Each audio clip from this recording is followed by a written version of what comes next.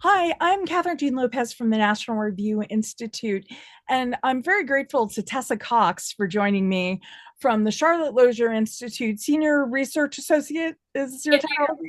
Yeah. yes. Well, thank you. You and Charlotte, you worked on for Charlotte Lozier this new report on community health centers. And the news out of it is something that pro-lifers have been making a point about, but now you have the real numbers. There are more community health centers that get federal funding in the United States than there are Planned Parenthoods. And of course, this is important for many reasons. One of them just being basic facts and truth, but also one of them being uh, pro-lifers want Planned Parenthood defunded.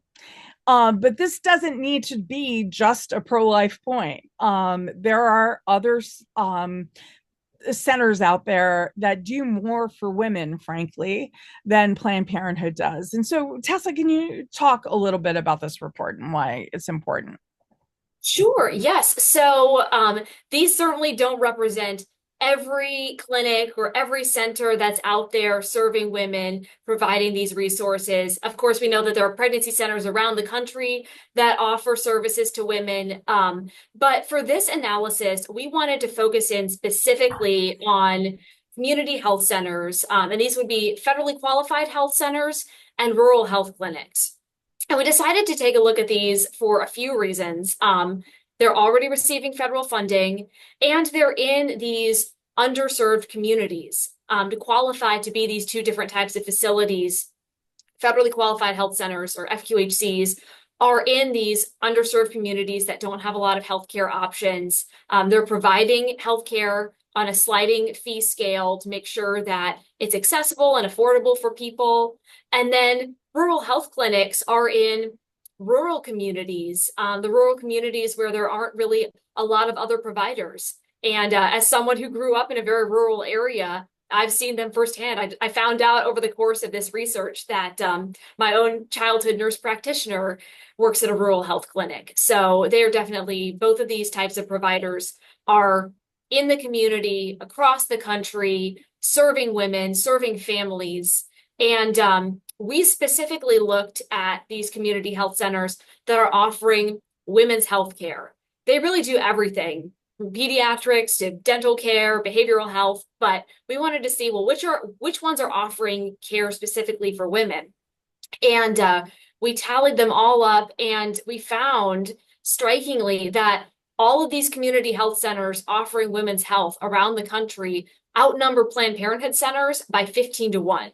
So there's this massive presence in every state, and they're in so many of these communities serving people where there aren't many other options. I'm just looking at the printout for the New York report because you have this. You looked at it on a state by state basis and then nationally. And in New York, it says there are 6 community health centers offering women's health for every Planned Parenthood. And even we just closed. We're in the process of closing, or we New York will see the end of one of the major Planned Parenthoods in Manhattan, as you know, in the future months. It's on the it's being sold, and so that will be even increase in the future. And it's not just in New York. And you mentioned this in the report that there have been some high profile Planned Parenthood closings recently. So again, even more so, these alternatives are where women are going to go, and where, if we're going to have federal funding, that's where the money should go. Planned Parenthood doesn't need the money, and we hear frequently that women go to Planned Parenthood for things other than abortion. Um, One could say for transgender treatment, right? Just today, actually, Live Action has a video about minors getting pills, hormonal pills from Planned Parenthood for transitioning. Um, you do not have to go to Planned Parenthood for a well women's health check. Sometimes they don't do it at all. You don't have to go to Planned Parenthood for prenatal pills. Again, sometimes they don't do it at all. Um, Exactly. Nationally, what are the numbers in terms of how much is abortion care in Planned Parenthood?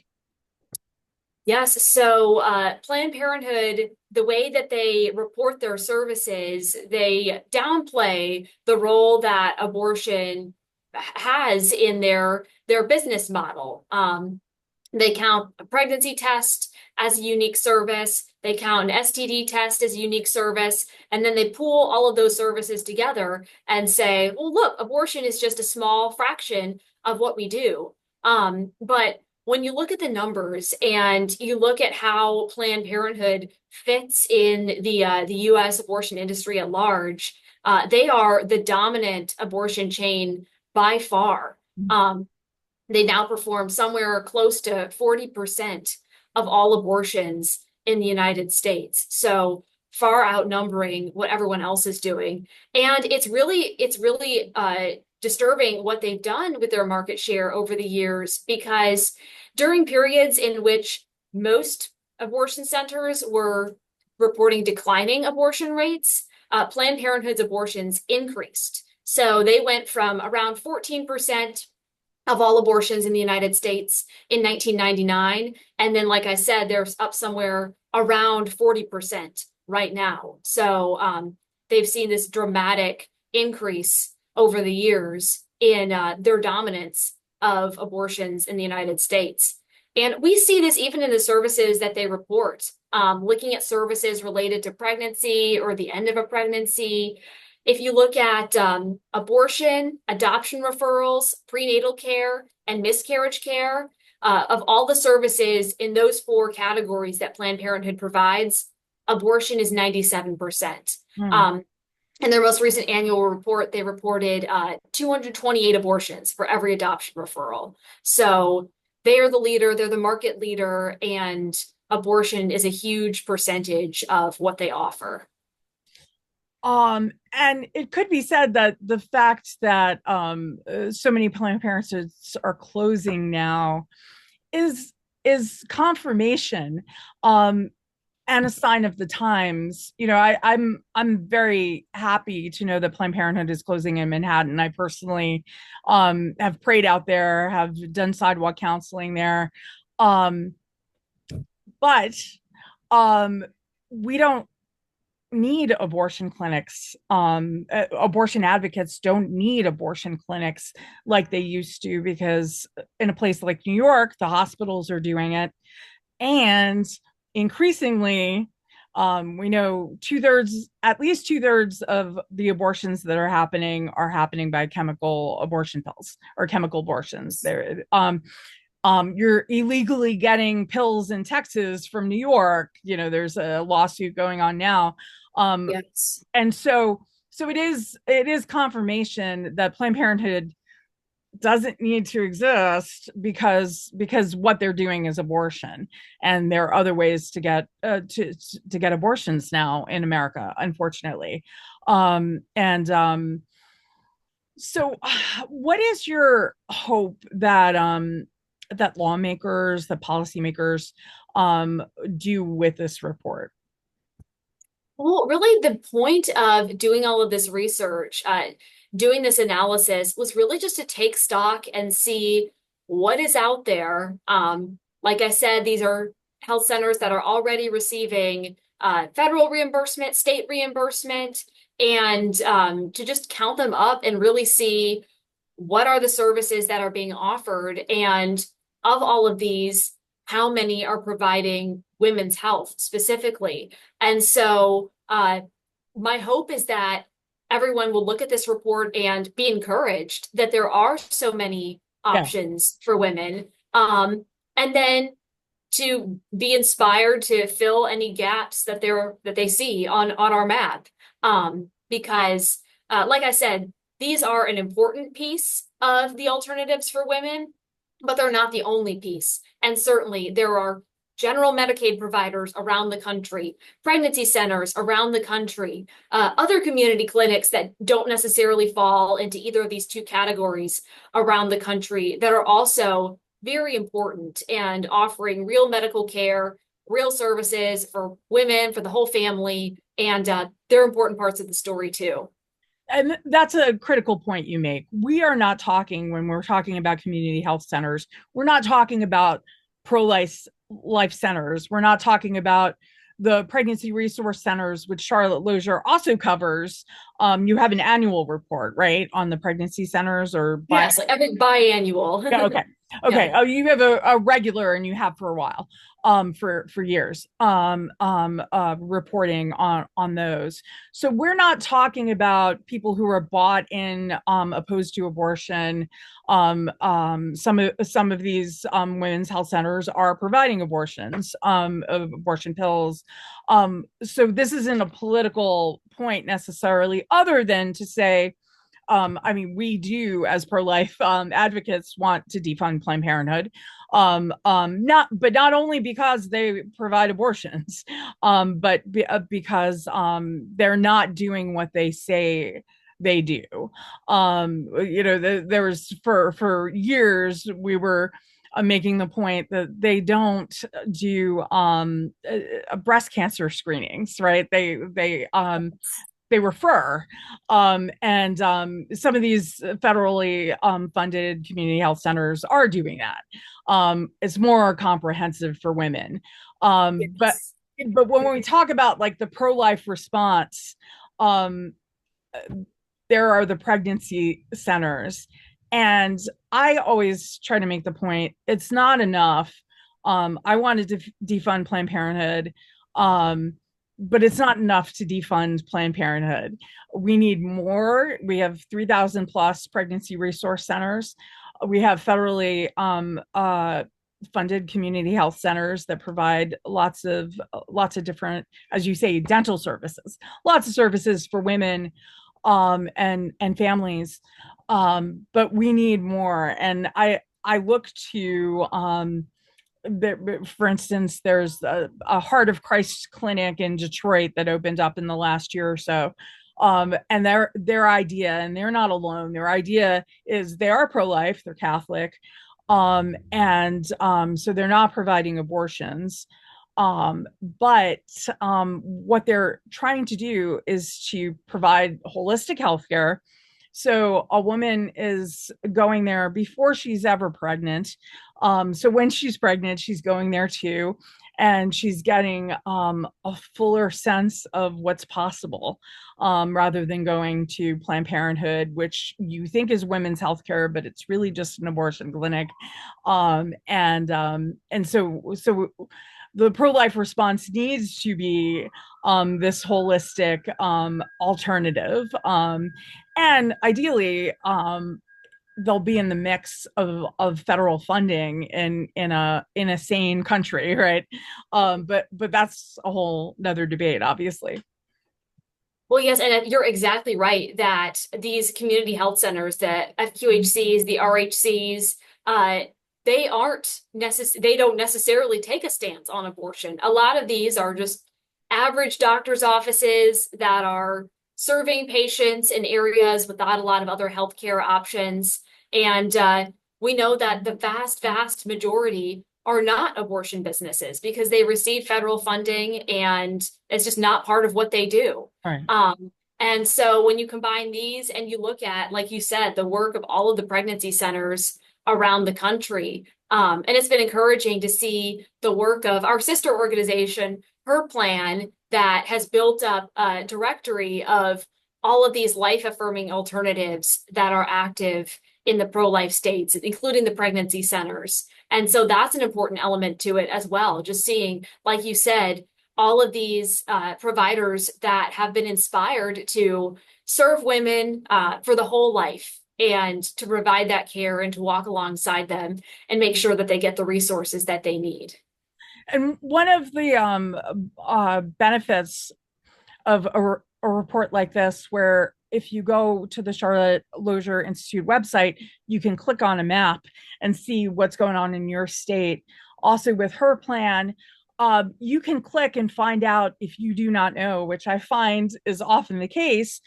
People don't know what's in their backyard. And that's important in terms of supporting good things in your backyard. Um, Knowing, for instance, that your doctor growing up is providing rural healthcare beyond what you realized. Just as a matter, you want to know that kind of thing, whether or not it means you support, you say thank you in a way that you wouldn't otherwise. But also the critical thing is that if there's a woman who comes to us, a young girl who comes to me, um, do we know what resources to point her to? And obviously, we live in a global, world. We have global existences, so it could be not the girl next door coming to us, but the daughter of a friend of ours who's in Wisconsin and we're in New York or DC or whatever it is. So to be able to point to the resources, I know in a Catholic context, though they serve as tends to be the case with religious services, faith-based services, they serve everybody. The Sisters of Life in New York, and they're in other places, they're nuns. As people who have listened to me before are aware of the Sisters of Life, they're religious sisters who serve women who are abortion minded or who need help in their pregnancy, beyond their pregnancy. But they have a network of people, coworkers across the country. So if they got a call from somebody in Los Angeles, they have somebody that they can call to come over with diapers, if it's after pregnancy, or to go for a sonogram with someone. So even if they're not physically able to do it themselves, the sisters, they have a network. And your report, her plan, these are increasingly pro-life resources that help with that. And we as pro-life people want people to know, like I keep that sign in my office, we will help you, from 40 days for life, which sometimes people hold outside an abortion clinic. I want that to be true, and I kind of keep that there as a challenge, like what are we doing to make sure that people in our life know that we are actually the resource to go to, because we have some idea and we will walk with and for longer than just giving birth too. Exactly. Yes. Yes. You are absolutely right that there are just these amazing services and support that already exists, and Sisters of Life, an inspiring example. And I love how they are prepared, no matter where the request comes from, to get whoever it is that needs help connected with whatever resource it is that they need. Yeah, and that's a good reminder for all of us to be ready and to be Right. able to point people to help. And to be accessible. Yes. So often, and I'm like a broken record on this, I'm self-aware that people think I'm going to judge them. No, if they are in a crisis pregnancy kind of situation, no, life is life. Yes. The ideal, the non-ideal happens, and we want to love you in that. And pro-life people get pregnant out of wedlock too. Oh, by the way. And so we live in reality, and we have loved ones for whom this has happened, and all the rest. And so as much as we can communicate that, I think that's important, so these resources are made use of when they need to be. Can I ask you, Tessa, how did you get involved in this work, and how did you wind up at Charlotte Lozier? And who is Yeah. Charlotte Lozier too? Yes. So good question. So I started off getting more and more involved in pro-life work in high school and college. And it was actually at a youth conference that I found out about the work of Charlotte Lozier Institute. And I was just so attracted to the mission of Lozier Institute to put out good, high quality research on issues, on questions that no one else is really trying to answer. And so I interned here and have been here ever since. Okay. And we really just try to carry on the spirit and the mission of the original Charlotte Lozier, who was an early feminist, contemporary of Susan B. Anthony, and was one of the first woman doctors in the United States, a daughter of pioneers. And she was also extremely pro-life. And there was actually it made the news back in the day when she was approached by a young woman who was accompanied by an older man. And since Charlotte was a doctor, they asked her to perform an abortion. And she said no. And instead, she offered to help the young woman however she could. And she actually called the police on the older man who she didn't trust at all. And she actually got some criticism for that back when it happened. This is 19th century. And a lot of the other early feminists, suffragists rallied to her and defended her for making that decision and for standing up in her refusal to perform the abortion. But she was really known for her commitment to women, women's empowerment, commitment to science and medicine.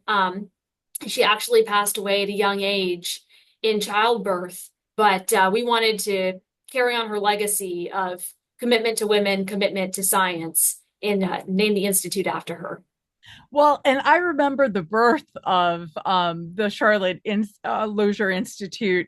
Marjorie Dannenfelser talking about how, in many ways, it was a way to institutionalize, and these are my words, and my memory too, but institutionalize Chuck Donovan, who really was the founder of Charlotte Lozier.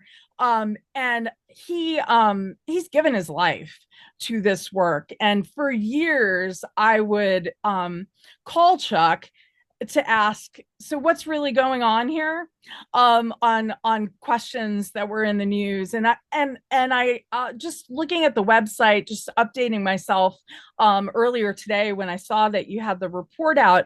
I saw you're doing now. Charlotte Lozier is doing what Chuck Donovan used to do and still does, but making it so that more people are doing it too, and answering questions like, I saw earlier this year. So, do late term abortions really happen? Do they, Tessa? Because I'm told they don't. That we're lying about that. That's If you look at the data, if you look at the peer-reviewed literature, you will see that yes, late-term abortions do happen, and that a lot of them are for the same reasons as abortions earlier in pregnancy. right. So, yeah, we definitely put out research on that issue, on a lot of these common questions that come up when you're talking about the life issue. And yes, it is all it. We would not be anything without the vision and the hard work of Chuck Donovan, our founder. And I don't think anyone knows anyone more committed to moms and babies and the truth than Chuck. And so he's definitely had a huge influence on our direction, and just his vision is what we shaped how we are, and the research that we put out. So definitely we want to be the institution of Chuck Donovan. Well, and he's a man who came from a Catholic background, went to Notre Dame. Roe v. Wade happened, and he knew we had to fight this, and the whole culture that unfortunately has come up with nearly 50 years of Roe v. Wade being law, and abortion now not being a dead issue. In many ways, it's a harder fight, in as Yeah. much as we at least had a focused target, right? When we were fighting for the end of Roe versus Wade. Now we have all these different state battlefields, which is of course great if you're in a state where now the law doesn't advocate for abortion, which is essentially, law is a teacher. And so if abortion is legal in all three trimesters, as it was under Roe in the entire United States, You're making this something that's kind of expected and normal. Now, at least we have debate in some states. But we've also seen an increase in abortions. And Yes. so it is a new challenge. And just this week, we saw how ProPublica got a Pulitzer Prize for lying about things that are going on. And I do want to give reporters sometimes the benefit of the doubt. A lot of the times, the benefit of the doubt. And frankly, I want to give even lawyers in hospitals the benefit of the doubt because there's so much confusion now, that I do think that there are some well-intentioned things that are going wrong that need not go wrong. But I also know that there's also total misinformation and, yeah, lies out there about pro-lifers don't want women who have cancer or sepsis who are pregnant to die without any treatment. In Catholic social teaching, which you could argue is like the gold standard for pro-life morality, let's say, and is probably the institution that's debated and thought through the practical aspects of the morality. I don't want a woman who's pregnant to die because she has cancer and not go treated. There's Our goal is not to kill the baby if we're treating the mother.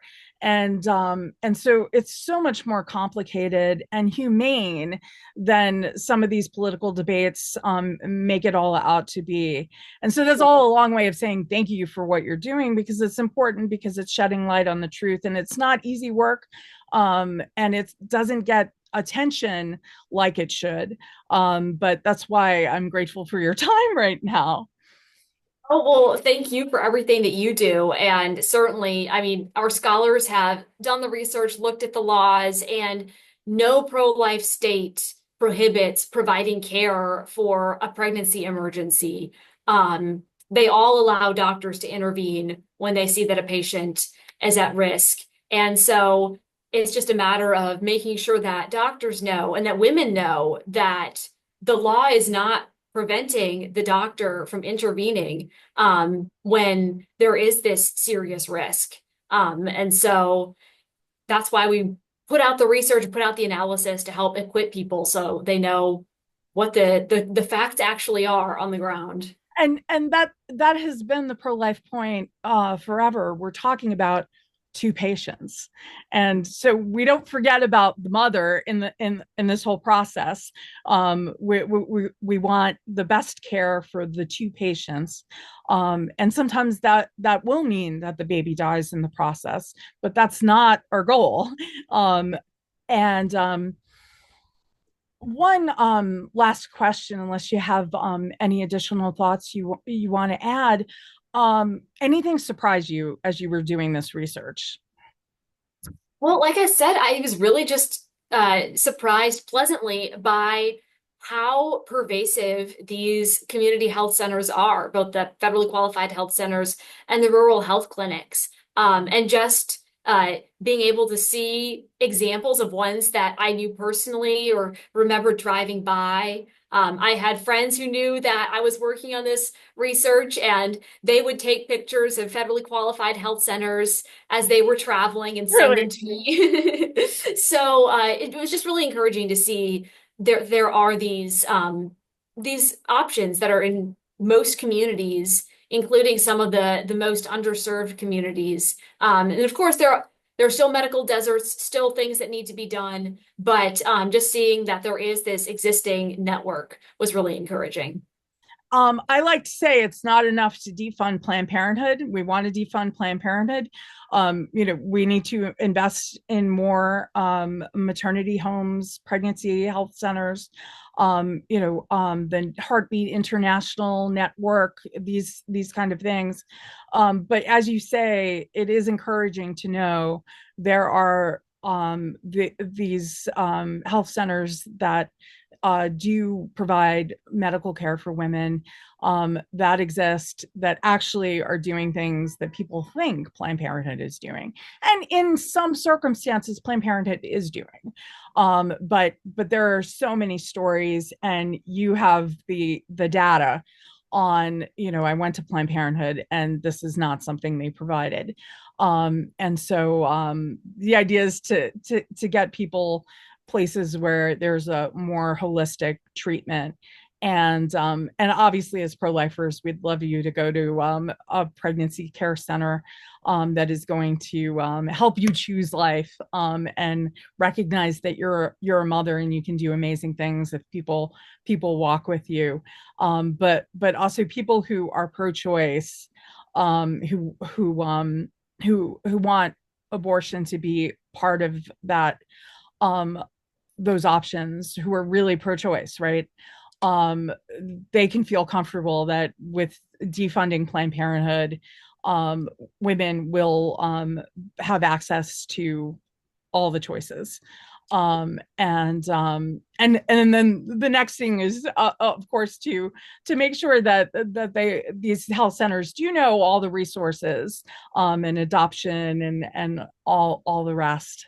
But thank you for making us know with confidence that these health centers exist, and so we can have this conversation in this informed way with confidence. Is there anything that you're working on that you're excited about, beyond talking about this report?